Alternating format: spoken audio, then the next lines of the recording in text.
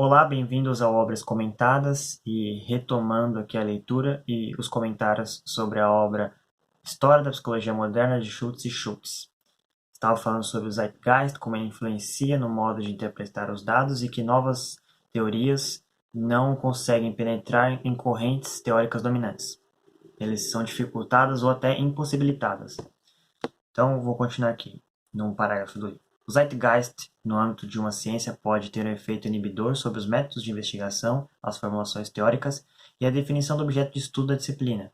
Descreveremos nos próximos capítulos a tendência vigente no início da psicologia científica de concentrar-se na consciência e nos aspectos objetivos da natureza humana. Mesmo quando os seus métodos se tornaram mais objetivos e precisos, o foco de estudo da psicologia continua a ser subjetivo. A psicologia teria de esperar a década de 20 para finalmente mudar de direção. Contudo, meio século mais tarde, sob o impacto de um zeitgeist distinto, a psicologia começou a retomar a consciência como foco de estudo, respondendo continuamente ao clima intelectual em mutação da época.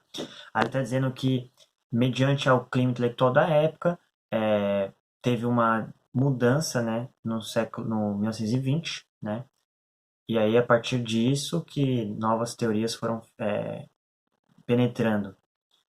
É fácil compreender essa situação a partir de uma analogia com a evolução de uma espécie viva. Tanto uma ciência como uma espécie viva mudam e evoluem em resposta a condições e exigências do ambiente. O que acontece com uma espécie ao longo do tempo? Muito pouco, enquanto o seu ambiente permanece essencialmente constante. Quando o ambiente muda, no entanto, a espécie deve adaptar-se às novas condições ou enfrentar a possibilidade de extinção. Ele está dizendo que quando muda o ambiente, ou você se adapta ou você é extinguido. Ele fez uma analogia, uma síntese de semelhança e diferença para tentar explicar como funciona mais ou menos as teorias e o espírito intelectual. O espírito intelectual funcionaria, que é o Zeitgeist, funcionaria como o ambiente, o clima circunstancial, e a espécie seria a teoria. Mudou o ambiente, a teoria é aceita. Ou ela se adapta àquele ambiente, ou ela é expurgada. Suponha que o clima tenha ficado significativamente mais frio, ou que as águas costeiras tenham ficado estéreis. Para sobreviver, os animais das áreas afetadas tendem a alterar suas formas.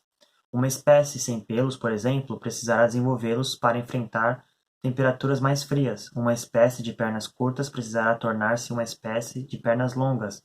E o alimento, antes disponível em águas rasas, só for encontrado em águas mais fundas. Ou seja, ele está dizendo assim que mudou a geografia, mudou o ambiente, mudou o clima, você se tem que se adaptar.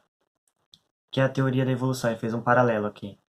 Algumas espécies não se adaptaram às mudanças ambientais e a ciência só conhece seus vestígios históricos, que são as espécies extintas.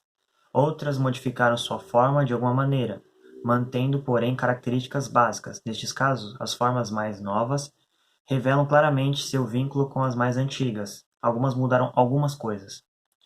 Outras ainda se modificam tão radicalmente que se tornam novas espécies e sua relação com os predecessores não é tão evidente. Tem umas que mudaram tão completamente que você não consegue encontrar um elo de ligação. Parece que é até outra espécie. Só um momento. Aqui. Por mais branda ou extrema que seja a alteração, o importante é que as espécies vivas podem adaptar-se às exigências ambientais. Quanto mais o ambiente muda, tanto mais a espécie deve transformar-se.